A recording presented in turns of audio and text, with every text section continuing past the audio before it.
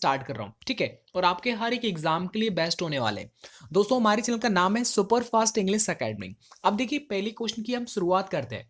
पहले वाले क्वेश्चन में सबसे सही वाला सेंटेंस कौन सा है ये आपको बताना है। देखो ज्यादा डिफिकल्ट नहीं है, बस उसके कॉन्सेप्ट को समझ लेना है।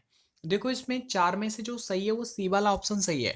ये सही क्यों है, पहले वाला गलत क्यों है? देखिए सेंटेंस की शुरुआत सब्जेक्ट से होती है, ये तो एडवर्ब दे रखा है। अब देखो यहाँ पर क्या है, आपको पता है एट के बाद टाइम दे रखा था, लेकिन यहाँ तो ये गलत दे है, ये नहीं होना चाहिए। इसके बाद आपने देखा होगा डी वाले में ही वेक्स ऑलवेज अप, ना ना ना, देखो ऐसा होता है कि जो ये होता है ना ऑलवेज, ये ऐसे कंडीशन में सब्जेक्ट के बाद और वर्ब से पहले आता है जो एडवर्ब होता है वो, लेकिन यहाँ पर सही नहीं है। चलिए अब मैं बात करता हूँ, John is the manager you need to speak to. अब आपको बताना है यहाँ पर क्या आएगा।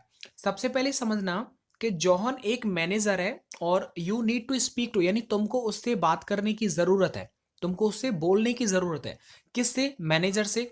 अब देखो मैनेजर हर भी हो सकता है, हिम भी हो सकता है, लड़का भी हो सकता है, लड़की भी हो सकती है। तो यहाँ पर देखो इन दोनों में ही आ सकता है, हिम भी लगा सकते हैं और हर भी लगा सकते हैं। देम क्यों नहीं लगा सकते? क्योंकि वो मैनेजर सिंगुलर है, इसलिए देम देम जो होता है वो प्लूरल के लिए आता है जब ज्यादा की बात हो रही हो। इट क्यों नहीं आया? क्योंकि इट निर्जीव चीज के लिए आता है, जबकि मैनेजर तो सजीव है, तो इट और देम तो कभी आएगा ही नहीं। ठीक है, बस आपको क्या करना है कि ये वाला देख लेना है कि सिंगुलर है या प्लूरल है। आगे बात करते हैं। She arrived Victoria station half an hour late, यानी वो आधा घंटा लेट आई थी विक्टोरिया स्टेशन पर।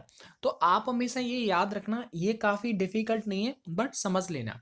कभी भी देखो विक्टोरिया स्टेशन, अगर स्टेशन की बात की जाए, प्लेटफॉर्म की बात की जाए, बस स्टैंड की बात की जाए, तो वहां पर क्या आता है? एट आता है। क्या आता है? एट। बच्चे क्या करते हैं? ऑन लगा देते हैं। ऑन का मतलब होता है कि स्टेशन की ऊपर यानी स्टेशन की छत पर। तो छत पर थोड़ी है गाड़ी आएगी, वो तो प्लेटफॉर्म पर आएगी ना, वो छत पर नहीं आएगी, तो ऑन नहीं आएगा। ठीक है, चलिए आगे क्वेश्चन है कि I have not seen your cousin over a year ago, यानी कि एक साल से लगभग मैंने आपके कजिन को देखा ही नहीं है। तो अब आपको बताना है यहाँ पर क्या हो जाएगा। ज्यादा डिफिकल्ट नहीं है, समझ लो ध्यान से, नहीं आ रहा है तो देखो यहाँ पर क्या दे रखा है कि ओवर ए ईयर अगो, यहाँ पर क्लैरिफाई एकदम कर दिया गया कि एक साल पहले की यहाँ पर बात हो रही है। तो बताओ, अच्छा ये वाला मैं आपको कमेंट बॉक्स में देता हूँ, इसका मुझे 19 का जवाब दे दो, अभी इनमें क्या आ सकता है। आई देखो there hooligans at the match for a change. अब आपको बताना है इनमें एबीसीडी में से क्या आ सकता है। देखो आपके हर एग्जाम के लिए बेस्ट है, क्योंकि आपको कॉन्सेप्ट समझ में आना चाहिए कि हाँ ये ऐसा क्यों हो रहा है। जितनी वीडियोस मिलती है मैक्सिमम मेरी जो एरर वाली जितनी वीडियोस यदि आपने देख लिया तो इंग्लिश का पोर्शन आपका, चाहे आप कोई सा भी एग्जाम दे रहे हैं, वो बेस्ट हो जाएगा। बस समझते जाओ। तो यहाँ पर आपको मैं बता दूं कि पहले वाले में there were no hooligans at the match, तो यहाँ पर ए वाला एकदम राइट हो जाएगा। ठीक है, चलिए अब हम आगे बात कर लेते हैं कि we are really looking forward on holiday. Maximum बच्चे इसमें गलत कर देंगे, आप वीडियो को रोक के आप भी अपना आंसर चेक कर सकते हैं कि आपका आंसर कौन सा है, फिर मैं कौन सा बताने वाला हूँ, उसके पीछे कॉन्सेप्ट बताऊंगा, उसको याद रखना, कभी गलत नहीं होगा। बाकी अगर ध्यान नहीं किया तो गलत हो जाएगा, ये कई बार पूछा है। देखो लुक फॉरवर्ड का मतलब होता है किसी चीज का बेसब्री से इंतजार करना जो होने वाला है, ठीक है, उस चीज का। अब यहाँ पर क्या होता है कि देखो आपको ये तो पता होगा कि लुक फॉरवर्ड के बाद जो आएगा वो क्या आता है, लुक फॉरवर्ड टू आता है। बोलो आता है कि नहीं आता? आता है। तो देखो जो यहाँ पर जो टू दे रखा है वो एक प्रपोजिशन है, क्या है बताओ? ये एक प्रपोजिशन है, तो प्रपोजिशन के बाद जो भी वर्ब आएगी वो आईएनजी वाली आएगी। क्या आएगी? आईएनजी वाली। तो क्या हो जाएगा इसमें? डी ऑप्शन बिल्कुल सही हो जाएगा। तो यानी ये हो जाएगा we are really looking forward to going on holiday. ठीक है, यानी टू के बाद या तो वो नाउन आ सकता है या फिर फ्रेजल वर्ब यानी आईएनजी वाली वर्ब भी आ सकती है। समझ में आ गया ना, इसमें डाउट नहीं रहना चाहिए। मैक्सिमम बच्चे यहाँ पर ए पर टिक करके आएंगे, क्योंकि उनके दिमाग में एक चीज होता है कि टू के बाद हमेशा वर्ब की फर्स्ट फॉर्म आता है। ये ज्यादातर क्या होता है, इन्फिनेटिव वाले जितने भी केस होते हैं वो बिल्कुल सही बात है। जैसे आई वॉन्ट टू टॉक, मैंने लिखा कि आई, समझना मैं क्या बोल रहा हूं, आप समझो। I want to talk to you, क्या मैं तुमसे बात करना चाहता हूं। तो देखो वांट के बाद जो आगे वाली वर्ब आई है वो टू के बाद देखो फर्स्ट फॉर्म आई है कि नहीं आई है, बच्चे इसको लेकर के चलते हैं, वो लुकिंग फॉरवर्ड वाले में नहीं चलता। आप ऐसे याद रखो, देखो लुकिंग फॉरवर्ड यहाँ पर भी आईएनजी आ रही है, तो टू के बाद जो भी वर्ब आएगी वो आईएनजी वाली आएगी। तो यहाँ पर हो जाएगा डी वाला एकदम सही आंसर। आगे देखो don't start dash, that is for babies. अब आपको बताने इसमें क्या आंसर हो सकता है। देखिए इसका राइट आंसर हो जाएगा क्राइंग। डोंट स्टार्ट, आपको एक चीज याद रखना है कि स्टार्ट के बाद अगर कोई वर्ब आएगी तो वो आईएनजी वाली आएगी। क्या आएगी? आईएनजी वाली। दोस्त मेरे दोस्त, ये सब याद करने की चीजें होती हैं, इनमें कुछ मैं कुछ नहीं बता सकता। समझ में बात आ रहा है? ये सिर्फ क्या करना है आपको, याद करने वाली चीजें होती हैं। और चलिए आगे क्वेश्चन है कि Naresh dash in Paris since 1999। अब यानी कि जो नरेश हैं वो क्या है कि 1999 से पेरिस के अंदर है, होना चाहिए Naresh has been living in Paris since 99। आपको एक कॉन्सेप्ट और आता है, देखो अगर यहाँ पर किसी भी सन दे रखी है सन, तो आपको सिंस लगाना है, ठीक है, ये बात याद रखना। आगे बात करते हैं कि चार में से कौन सा वाला सही होगा। तो इसमें आपको वीडियो को रोक करके खुद भी अपना माइंड यूज क्या करो। अभी देखो एसएससी एमटीएस आने वाला है, उसमें भी इंग्लिश आएगा, उस पर उसका भी इंग्लिश में पढ़ाऊंगा, बस आपकी सपोर्ट की जरूरत है जैसा आप करते हैं। अब देखो इसमें जो राइट आंसर हो जाएगा वो बी वाला, यानी I told her to finish the exercise, ठीक है।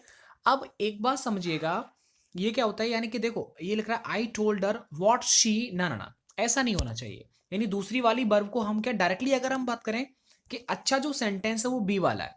देखो I told she finish the exercise, no, इसका कोई मतलब नहीं है, इसका कोई भी मतलब नहीं है। देखो I told her that she finish, no, ये गलत है। क्यों? क्योंकि दैट से पहले पास्ट आ रहा है, तो दैट के बाद पास्ट आना चाहिए, लेकिन ये तो प्रेजेंट है, तो ये गलत हो जाएगा। आ रहा है कि नहीं आ रहा? तो यहां पर देखो वॉट वाला कोई भी इंटेरोगेटिव कुछ है ही नहीं, इंटेरोगेटिव कंजंक्शन आ ही नहीं सकता। अगर मान लो इसे आप डायरेक्ट से इनडायरेक्ट भी अगर इसे मान रहे हो, तो ये बताओ अगर ये इंटेरोगेटिव है तो जो टोल्ड क्यों आएगा, यहाँ तो आस्क्ड आना चाहिए। बोलो यस और नो। तो देखो ए वाला भी गलत हो गया, तो मतलब बी वाला सही है।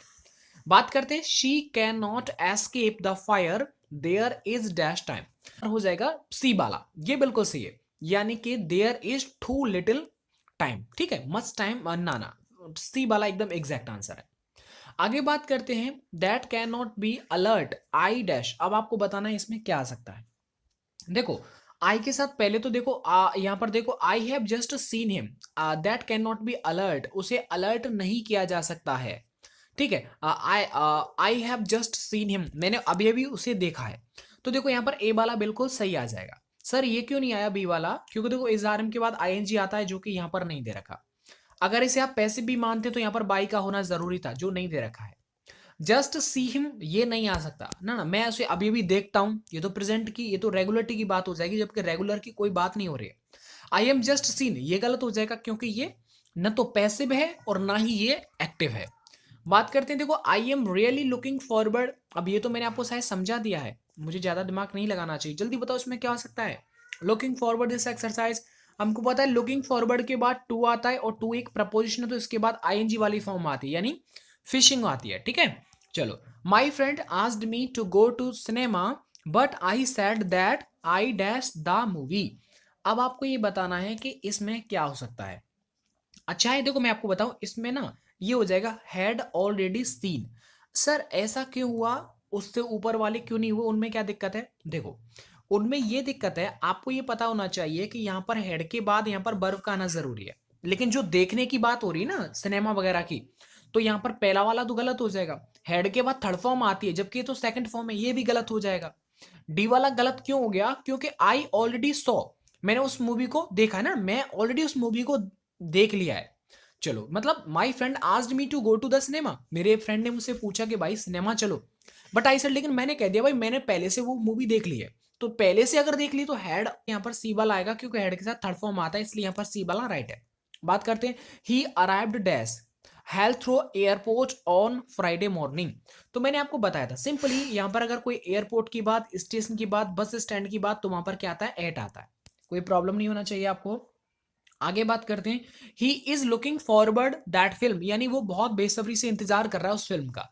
तो देखो लुक फॉरवर्ड के बाद आता है टू, और टू एक प्रपोजन के बाद आईएनजी आता है या फिर नाउन आता है, तो आईएनजी वाला कौन सा बताओ, टू सीइंग आ जाएगा। अब तो मैंने दो तीन यहां पर ले लिए हैं। देखो आगे, haven't you seen that film, क्या आपने अभी तक वो फिल्म नहीं देखी है? अगर देखो इंटेरोगेटिव और ऐसा कभी प्रेजेंट परफेक्ट में दे रखा है, तो लास्ट में आपको यट लगा देना है, यानी अभी तक, क्या आपने अभी तक वो फिल्म नहीं देखी है? तो यहां पर जो एग्जैक्ट मीनिंग देगा वो यट दे देगा। क्या देगा? यट। देखो प्रैक्टिस करोगे तो मेरे दोस्त हो सकता है कुछ। Have you been waiting only a few minutes, अब आपको बताना है कि इसमें क्या आ सकता है। सोचो, देखो यहां पर आ जाएगा how long have you been. आपको पता है अगर बीन आ रहा है तो आपको हाउ लॉन्ग टाइम है, टाइम। अच्छे देखो बी वाला क्यों नहीं आया, हाउ लॉन्ग में ही टाइम के बारे में बताया जाता है। कब से? तो यहाँ पर टाइम हाउ लॉन्ग जो है ना वो ऑलरेडी टाइम को शो करता है, तो टाइम लगाने की जरूरत नहीं है। व्हाट टाइम ऐसा कोई सेंटेंस नहीं है, ये बिल्कुल गलत है। व्हाट टाइम से स्टार्ट नहीं होता, वो हाउ लॉन्ग टाइम से होता है। फॉर हाउ लॉन्ग टाइम इसकी कोई जरूरत नहीं, क्योंकि हाउ लॉन्ग ही टाइम होता है पूरा। कि I went to the cinema in the afternoon before that I dash lunch. तो अब आपको बताना है इसमें क्या आ सकता है, जल्दी बताओ, सोचो जल्दी से।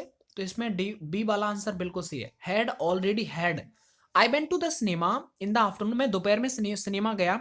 बिफोर दैट उससे पहले, I had already had lunch, उससे पहले मैं ऑलरेडी लंच ले चुका था। ठीक है, तो यहां पर बी वाला एकदम सही है। देखो ये पास्ट की बात हो रही है, तो आगे प्रेजेंट तो नहीं आ सकता ना, क्योंकि पास्ट में ही उसने डिनर ले लिया था, लंच ले लिया था। तो देखो हैव वाला तो आ नहीं सकता। ठीक है, अब आपको बताना है, देखो ऑलरेडी जो होता है, अब आपको एक चीज और देखिएगा, यहां पर जो ये हेड, आप सोच रहे होंगे सर 2 बार हेड आ गया, नहीं, ये तो हेल्पिंग वर्ब है, और ये जो हेड है वो हैज हैव का थर्ड फॉर्म है। हैज है, क्योंकि आपको पता है हेड के बाद थर्ड फॉर्म आता है, तो हैज हैव का थर्ड फॉर्म हेड होता है। इसलिए यहां पर हेड वाला प्रायोरिटी सही है, ना कि ए वाला। गॉट वाला प्रायोरिटी कोई सही नहीं, खाना लेने की बात हो रही है। आगे बात करते हैं, if you are in Madrid you can come and visit me dash you like. अच्छा है, देखो इसमें आ जाएगा वेन एवर, यानी कि you are, if you are in Madrid you can come, यानी कि यदि आप मैड्रिड में हैं तो आप आ सकते हैं, और विजिट मी, और मुझसे मिल सकते हैं, डैश यू लाइक। ठीक है, वेन एवर, जब भी तुम मुझसे मिलना चाहते हैं तब आप मिल सकते हैं। तो देखो यहाँ पर वेन एवर एकदम एग्जैक्ट आंसर हो जाएगा। चलिए अब मैं आगे, देखो आगे तो पूरा खत्म हो गया, इसके साथ में और भी सीरीज तो काफी सारे क्वेश्चन हैं जो इसी तरह के आपको समझाता हूं, ताकि आपके समझ में आ जाए। दोस्तों जरूर बताना कमेंट करके।